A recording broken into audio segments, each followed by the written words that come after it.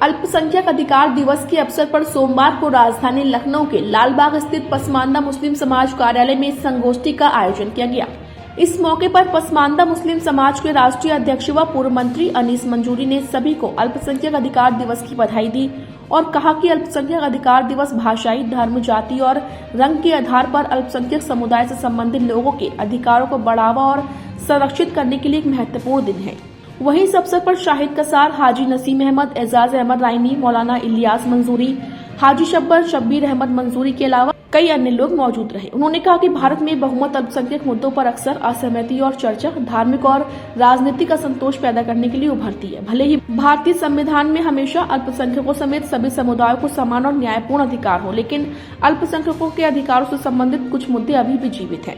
उन्होंने आगे कहा कि अल्पसंख्यक समाज को बढ़ावा देने के लिए सरकार कई योजनाएं चलाती है, लेकिन मुस्लिम समाज को उनका अधिकार और योजनाओं के लाभ से वंचित किया जाता है। साल 1992 में राष्ट्रीय अल्पसंख्यक आयोग का गठन किया गया था, लेकिन जब किसी मुस्लिम को समस्या होती है तो दर धक्के खाता है और उसे मदद नहीं मिलती है। अनीस मंजूरी ने कहा कि मुस्लिम समाज को अल्पसंख्यक कहकर अपमानित किया जाता है। हम इस देश के मूल निवासी हैं। आज के समय में मुस्लिम समाज के साथ भेदभाव किया जा रहा है, जो कि गलत है। अल्पसंख्यक समाज में मुस्लिम के अलावा सिख, पारसी, जैन, ईसाई, बौद्ध धर्म के लोग भी आते हैं, लेकिन लोगों को लगता है कि अल्पसंख्यक सिर्फ मुस्लिम होता है। ऐसे में आज के समय हमारी तादाद ज्यादा है और जब भी कुछ होता है तो मुस्लिमों को टारगेट किया जाता है और परेशान किया जाता है। हमारी सरकार से सिर्फ एक मांग है कि देश के अंदर अल्पसंख्यक समाज के लोग सुरक्षा चाहते हैं और भेदभाव न करने की गारंटी दी जाए। आम मुसलमान और पसमानदा मुस्लिम सरकार से सिर्फ सुरक्षा और सम्मान की मांग करता है। अल्पसंख्यक अधिकार दिवस है और पसमानदा मुस्लिम समाज जब से गठन हुआ है 16 सालों से लगातार हम लोग हर वर्ष अल्पसंख्यक अधिकार दिवस पे कोई न कोई कार्यक्रम करते हैं और जो भी समस्याएं अल्पसंख्यकों से जुड़ी होती है वो सरकार तक उसको भेजने का काम करते हैं। आज उसी संबंध में हमारी मीटिंग हुई। इससे पहले मीटिंग में ये तय हुआ कि जिस तरीके से अल्पसंख्यक, जिसमें मुसलमान भी आता है, सिख भी आता है, ईसाई भी आता है, पारसी भी आता है, बौद्ध भी आता है, जैन भी आता है, और हमको जो अल्पसंख्यक अधिकार मिला वो संयुक्त राष्ट्र ने 18 दिसंबर को फिक्स किया कि विश्व अधिकार दिवस मनाया जाए। तो ऐसा नहीं कि भारत के बाहर भी तमाम जो माइनॉरिटी के लोग हैं उनके लिए भी ये लागू होता है। अब सवाल इस चीज़ का है कि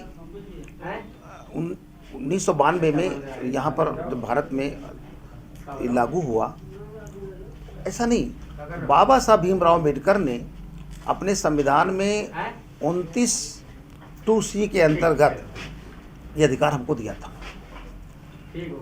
लेकिन बड़े अफसोस के साथ कहना पड़ रहा है, अल्पसंख्यक आयोग बन गया, अल्पसंख्यक वित्तीय विकास निगम बन गया, लेकिन अल्पसंख्यक वित्तीय विकास निगम में सरकार फंड नहीं देती है। इस वजह से वहाँ टर्म लोन योजना विफल हो गई है। दूसरा, अल्पसंख्यक आयोग में वो जुडिशली पावर होता है, हमारे लोग वहाँ जाते हैं न्याय मिलेगा।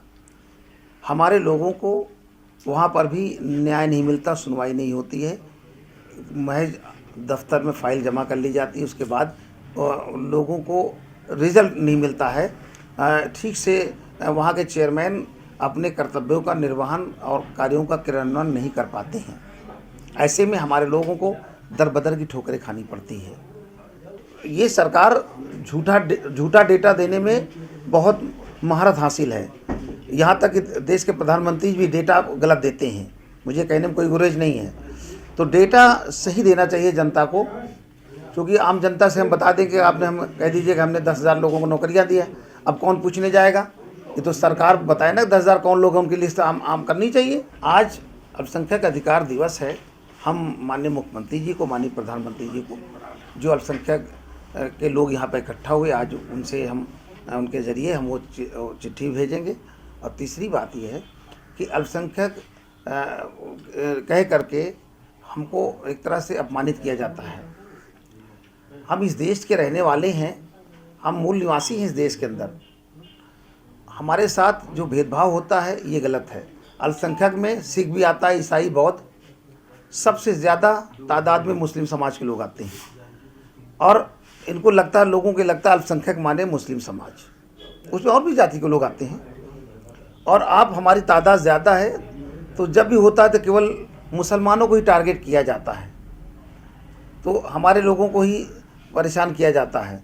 चाहे पटरी दुकानदार हों, हम दस्तकार लोग हैं, हम कारीगर तबका लोग हैं, हम अपने बच्चों के लिए चटनी रोटी का इंतज़ाम कर लेते हैं, हम मुर्गा भी काट लेते हैं, हम फुटपाथ पे पंचर बना लेते हैं, साइकिल बना लेते हैं, इलेक्ट्रिक बिल्डिंग काम कर लेते हैं, राजमिस्त्री का काम कर लेते हैं, जूता बना लेते हैं और कपड़े भी धो लेते हैं, चप्पल भी सी लेते हैं।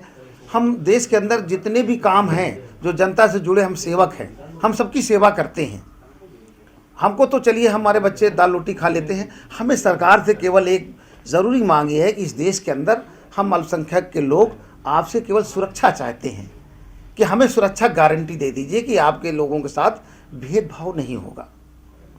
तो हम आपसे सुरक्षा की मांग करते हैं। जिस तरीके से जब चाहें हमारे लोगों को कबूतर की तरह पकड़ करके जेल में डाल देते हैं, उन पर झूठे आरोप लगा के नए नए नौजवानों को जेल बंद कर देते हैं, मुकदमे लगा देते हैं, उनका भविष्य खराब हो जाता है।